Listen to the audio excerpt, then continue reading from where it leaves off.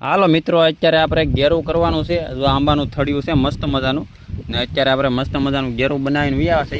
તો હવે ઘેરું ભાઈ જો આવી રીતના કરવાનું હોય ભાઈ. આમ જુઓ, આ ઘેરું કરવાથી છે ને ભાઈ, આપણા આંબાના જે મૂળ હોય એને જીવાત ન પડે, કોઈ જીવજંતુ ઉપર ન ચડી શકે. કેમ કે અત્યારે ભાઈ આંબાના મૂળમાં છે ને ભાઈ વિકાસ ન થવા દેતું હોય ને, તો જે આ મૂળમાં આવે ને મૂળ એમાં તલ કીડીને એવું લાગી જતું હોય, બધી નાની નાની જીવાત લાગી જતી હોય, તો આપણો આંબો બરાબર વધતો ન હોય, વિકાસ ન કરતો હોય, તો આવી રીતના લગાવી દેવાનું.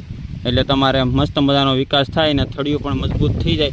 તો જો મસ્ત મજાનું અત્યારે ભાઈ ઘેરું લગાવી છે. જો ને આ બધા આંબાના થળિયામાં જો અત્યારે કેરી પણ આવેલી છે, તો આવી રીતના લગાવવાનું હોય. જો ભાઈ ઘેરું મસ્ત મજાનું લાવ્યા હતા ભાઈ આપણે, અત્યારે લગાવી છે. જો ભાઈ આપણને તો બહુ ઝાઝી માહિતી નથી ભાઈ, તેને માહિતી વધારે હોય કમેન્ટ કરજો. અમે તો ભાઈ ઘેરું લગાવી દઈએ, કેમ કે ઘેરું લગાવવાથી ફાયદો જ થાય છે આંબાને. ગમે ઝાડવું હોય ભાઈ, આવી રીતના એના થળિયામાં ઘેરું લગાડી ગયો એટલે બહુ ઝાઝો ફાયદો થાય, પણ આપણને બહુ અનુભવ નથી ઝાઝો. તમને અનુભવ હોય કમેન્ટ કરજો. અને ભાઈ ઘેરું તો લગાવવું જ જોઈએ. આમ જુઓ મસ્ત મજાનું કેમ છે બાકી જુઓ.